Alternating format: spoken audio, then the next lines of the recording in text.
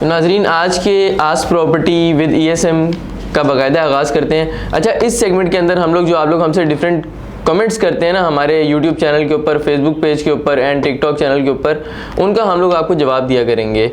तो इसी तरह जो आप लोगों के कमेंट्स आते हैं वो हम सर के साथ डिस्कस करेंगे और सर उसके ऊपर आपको उस कमेंट का जवाब दिया करेंगे। तो स्टार्ट करते हैं आज के सेगमेंट का। अच्छा सर, आपने एक लास्ट वीडियो बनाई थी, क्या दादा दादी की जायदाद से उसके पोता पोती को हिस्सा मिल सकता है? तो उसके ऊपर एक ज़ुहैब मलिक भाई हैं, उन्होंने कमेंट किया कि बट सिविल कोर्ट से तो मिल रहे हैं हिस्से। इसके ऊपर सर क्या कहना चाहेंगे आप? बिल्कुल, वामिक लास्ट प्रॉपर्टी कचहरी में एक सवाल किया गया था कि दादा दादी की जायदाद से पोता पोती या नाना नानी की जायदाद से नवासा नवासी को हिस्सा मिलेगा या नहीं मिलेगा। तो पूरी एक मैंने वीडियो बनाई थी और लुबे लुबाब उसका यह था कि नहीं मिलेगा।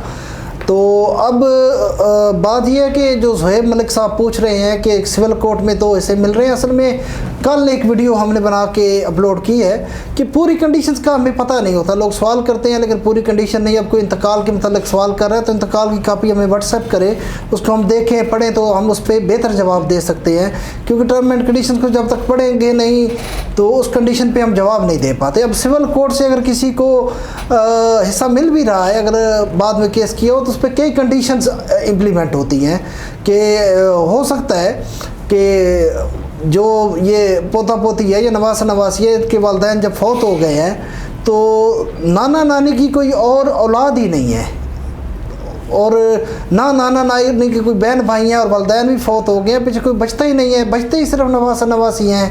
तो अब उनको तो ऑफ कोर्स हिस्सा मिलेगा। अब कोई तीसरा रिश्तेदार दूर का बीच में आके टांग अड़ा रहा है, अदालत तक मामला पहुंच गया और कोर्ट में जाके कोर्ट तो फिर फैसला करेगी, फिर तो वारिस बचते ही नवासा नवासी हैं। तो इस तरह की कुछ कंडीशंस होती हैं जिनमें नवासा नवासी या पोता पोती को हिस्सा मिल जाता है, लेकिन कुछ स्पेशल कंडीशंस पे।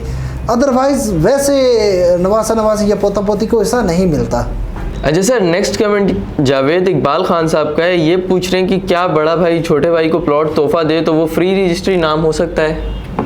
जी जावेद इकबाल खान साहब, देखें गिफ्ट जो होता है ना, तोहफ़ा, इसको प्रॉपर्टी की एक टर्मिनोलॉजी में हिब्बा कहते हैं कि फ़लाँ ने ये जायदाद हिब्बा कर दी। हिब्बा अब जब करते हैं तो इसमें रजिस्ट्री आपकी उसका जो टैक्सेस वगैरह का जो भी ख़र्चा होता है ना, उससे आपको इस्तिस्ना हासिल है।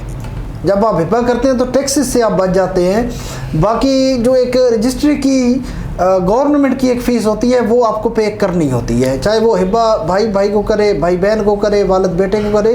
रजिस्ट्री की वो जो कानूनी फ़ीस होती है वो आपने पे करना है चलान। लेकिन टैक्सेस जो लगते हैं, प्रॉपर्टी मेन टैक्सेस होते हैं जो एक भारी मिकदार में होते हैं, काफ़ी ज़्यादा बड़ी रकम होती है, तो टैक्सेस से आप बच जाते हैं। अच्छा जी। अच्छा सर, अगला कमेंट है तमार हसन साहब का। ये पूछ रहे हैं कि रजिस्ट्री में सिर्फ इंतकाल ही हो सकता है या हिबा तबादला वगैरह भी मुमकिन है? जी तमार हसन साहब, जब भी आप कोई प्रॉपर्टी ख़रीदते हैं बेचते हैं तो उसके दरमियान सबसे पहले तो होती ही रजिस्ट्री है। जब रजिस्ट्री हो जाती है तो उसका इंतकाल बहुत ज़रूरी है। तो अगर तो आप तबादला के लिए देखें रजिस्ट्री ज़रूरी ही नहीं होती। तबादला और वरासती इंतकाल, इनके लिए रजिस्ट्री ज़रूरी ही नहीं है, आप डायरेक्ट जाएं और इंतकाल करा लें। बाकी हिब्बा के लिए रजिस्ट्री हो जाए तो बेहतर है, तो और रजिस्ट्री के बाद इंतकाल होता है। ये एक सिंपल सा फंडा है इसमें। अच्छा जी सर, अगला कमेंट है किसी उदास पंछी ने कमेंट किया कि मेरे वालिद साहब जो हैं वो मेरे छोटे भाई से नाराज़ हैं और वो उसको अपनी प्रॉपर्टी में हिस्सा नहीं देना चाहते, तो उसकी प्रॉपर्टी अपने नाम पर कैसे